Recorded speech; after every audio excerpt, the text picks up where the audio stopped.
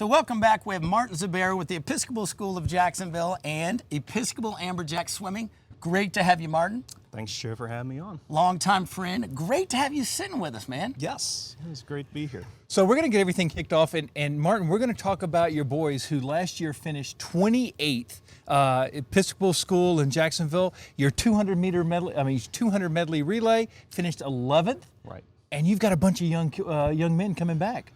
We have a very young team on both sides. On the girls' side last year, we averaged 8.6 grade on the girls' side. Boys, we were 9.0. Wow. And yes, very young. And this year, I think we're even going to be younger. We got a whole bunch of 7th and 8th graders coming out this year. So we're even going to be younger, which is a good problem to have. And we should be a lot better this year. So you've got your medley relay. You've got Speakman Smith, Julian Rubano, Kieran Wallace, and Cole Crane. Now Crane last year came in 8th grader, now returns as a freshman. Yes. Unbelievable. A lot of talent. Big racer. He loves to race. How do you build all those? I mean, you have a lot of 8th and 9th graders, and how do you take them from that age and go, you know what, you're racing against 11th and 12th graders? What do you tell them? I mean, it's a big task. No, it is. I mean, when you have somebody that's in 7th and 8th grade that's all skin and bones against 11th or 12th grader, that's basically a full-grown man. You just got to tell them to just get up and race, and it doesn't matter who they are, and you just got to get your hand on the wall first. And Joe, the classification that Episcopal School in Jacksonville is located in is really, you're dealing with Class 1 classifications. You have the Bulls School, you've got Lake Highland, you've got a lot of speed. St. Andrews, you've got a lot of speed coming in there. And then you've got, 8th, 9th, and 10th graders expected to compete here at this level. So. Yes, and just last year we just had a few qualifiers. Yep. This year we should have more, and as long as we keep getting better every year, that's the way that we're kind of looking at it. We got 2nd at the district and regional level, and we are very happy with that. That exceeded my expectations. So obviously at the state level, we should be a lot better this year than 28th.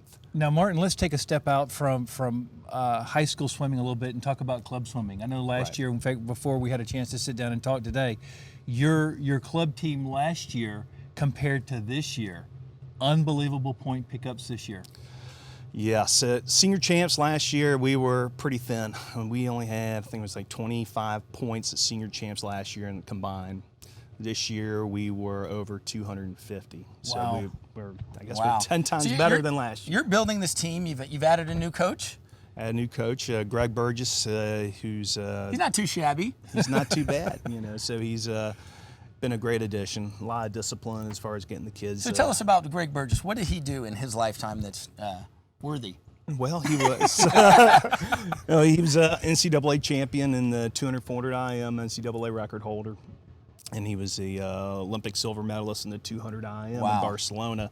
And actually, he was the closest person to beating Thomas Darney in the 200 IM, and he was undefeated for Thomas Darney. I know that Balaj, one of our camera guys over here, is probably going, yeah, I remember that. Yeah. So and having him on board's been fantastic, and got a great staff. As far as our age groupers, we did really well. On the boys' side, we came in 2nd at the short course flags, and had some relays that broke some records in the spring flags, and then this summer we had a boy that broke the state record in the 100 fly, Braden Knight, and Axie Phillips, who's our coach over at Cecil Field, is Braden's coach, and she's done a fantastic job with him.